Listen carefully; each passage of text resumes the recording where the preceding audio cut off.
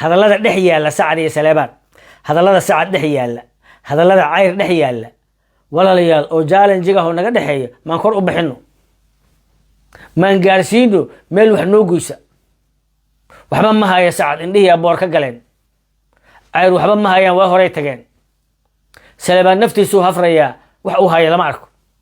saruur waa horay gaariga ka dhaceen dudubli waalow gadaal uu iska taagan yahay waxba ma oga waxaan rabaa marka yaa qaatay maalkii la wada lahaa yaa qaata safaaradihii la wada lahaa yaa dadka naga challenge kula jira yaa dadka naga dhibaateeyey yaa dadka naga canshuurta ka qaada yaa suuqa bakaaruhu u xiran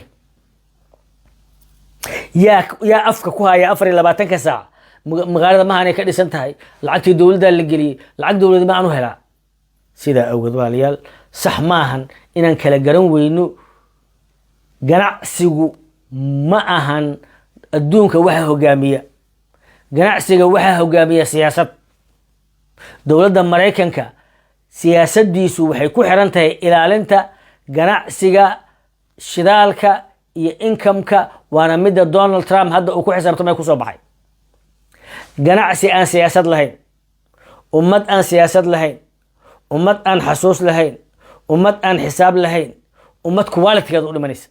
qabiilka kaliya ee hawiye ama Soomaaliyeed ee quality-giisa iyo qalbi wanaaggiisa u dhimanaya habar gidir waa 2,000 oo waday noo istaageen 2,000 oo cadaway noo soo raaceen ilaa haddana waan eedeynaya waa qabiilka kaliya ee Cadow Cali Gees Sheekh Shariif Xasan Sheekh Maxamuud Cosoble marka la isku daray ayay waxay heleen 187 cod fiqi iyo 2 nin oo kale iyo Bukhari meelaha taagtaagna ay waxay dhaheen no more abgaalay dhaheen no more abgaalay dhaheen ma jirteena u soo dhiib waan soo qateen no more abgaal sidaan u leeyahay hadii ilaahay ku reeyo codba ma helin aniga adab codka helay sida awgeed walaalayaal meesha aan gaarnay waxay maraysaa ninkii isaaqo yiri wixii leeygu falayay waxa aan fali doono ilaa ay fasaqaan maxaa faanka dholeed iyo farahu ii tarayaan ninkii arab waxaan rabnaa walaalayaal horta nimankaan iyo annaku inaan isla ilgo oo xataa mar maxaa yeelay annaka habar geedira waa noolaa karnaa dawlad la'aan nin daarooda hadduu madaxweyne noqdo ama nin dira madaxweyne noqdo ama nin raxweyne madaxweyne noqdo anu waa noolaa karaa Soomaaliyaan la mid ahay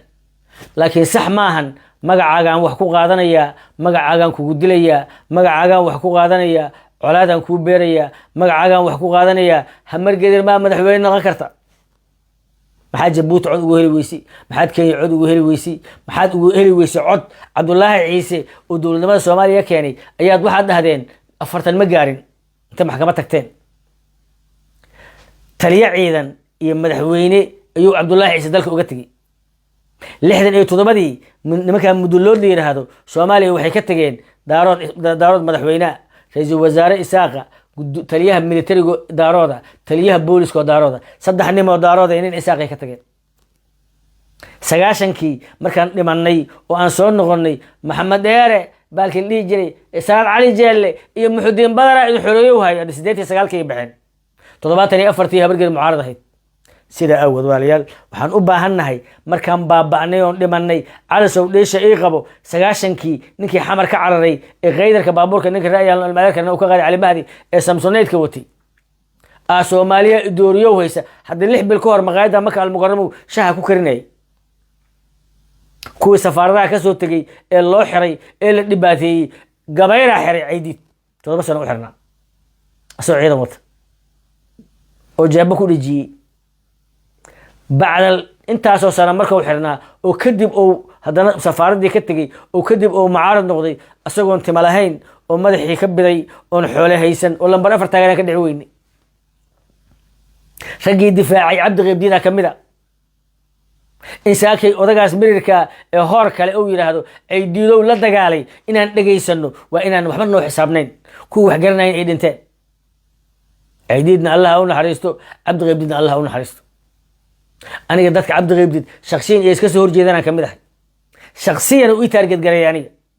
mana haysto maxaa yeelay waxba ay kala saaran Cabdi yey ishayaan oday qawaaraho daalimay ishayaan waa walaalkay haddii Saacadi Abgaal isqabtaan anu Saacadaan la jiraa Saleebani haddii isqabtaan Abgaal anu Saleebaan la jiraa Saleebani haddii isqabtaan cid kale oo aan habar gidirahayn عير سليمان la jira عير waa la jira habar gidir ciday is hayaan ayaan anigu ayaan habar gidir ah warkayga saas inuu cadi hal raba qabiilka dhul bahante iyo mareexaan iyo majeerteen iyo isaaq iyo abgaal isku si garabka ugu sitaan maxaan ugu cararakayga anaaba ka taariikh badan kulligoodi anaaba ka history badan koodi dad habar gidira public soo istaagay waxay leeyihiin majeerteenow adinka bilaaba jabhada war 74 ayaan SDF sameynay golaha dhexe SDF 7 xubnood aan kula hayn joda baa kamida maxamed faarax jamaala kamida waxa kamida abukaati geelle rag badan kamida ma garatay oo golaha dhexe kamida SDF la sheegayo burbutay noogama badan majeerteen 7 kala lahayn kasoo iiga sheekay ninka leeyahay Allah u naxariistay labada waa dhinteeni maxamed faarax jamaal Addis Ababa aniga burhaan isaaq dooreeshadane waa 2000 meel baan fadhinay hotel gayoon wuxuu ugu yiri 7 xubnood ayaa habar gidir lahayd SDF 7 majeerteen baa lahaa Abdullahi Yusuf wuxuu keenay 3 naagoo daarooda marka 3 daaroodka wuxuu dimuqraadisan ugu ogeysay xisbiga oo xisbigu uu noqdo xisbi dimuqraadiya oo civil society ku jiraan oo adduunku noo arko xisbi shacab inaan nahay dumar aan ku darno laakiin waa fikirnay waxaan niri soo baabi'isan rag Allah u naxariisto oo kamid yahay jodab ayaan program isla garanay yiri waxaan niri jodabow daaro 10 yeelanayaan anaga habar geeran 7 leenahay naaga habar geeran ma haynin naaga wiyaha soo galay ma hayno 7 buu habar geeran maxaan sameynaa si loo fikiraya farsama soo baxday jodob nin karmeed oo Allah u naxariistay wuxuu yiri ana aqaan iska dhaaf shirkan golaha fadhiisteen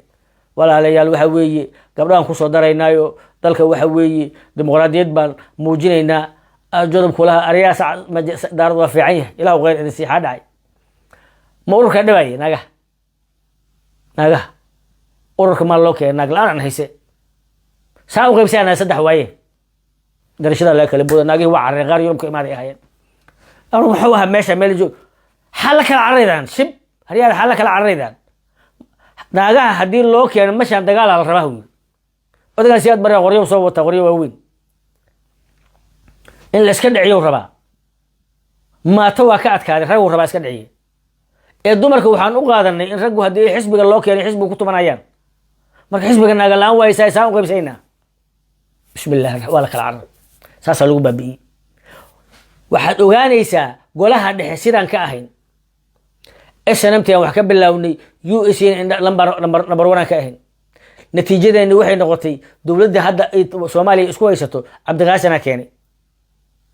dadka nagu saaki way ooyayaan ciyaal xag la buuran oo calool la buuran oo boosaska dhaca oo barnaamijyada area oo bilcaantii habar gidir inay banaanka ku ooyaan sabab u noqday ayaa noo taliyay waxaan marka rabaa qof kasta habar gidira miisaankiisa maanta wuxuu ku ogaanayaa wiil tiktokera oo haddii ilaahay ku YouTube u furan yahay oo curyaana in Xasan Sheekh Maxamuud soo dhaweynayo Ali Meygaag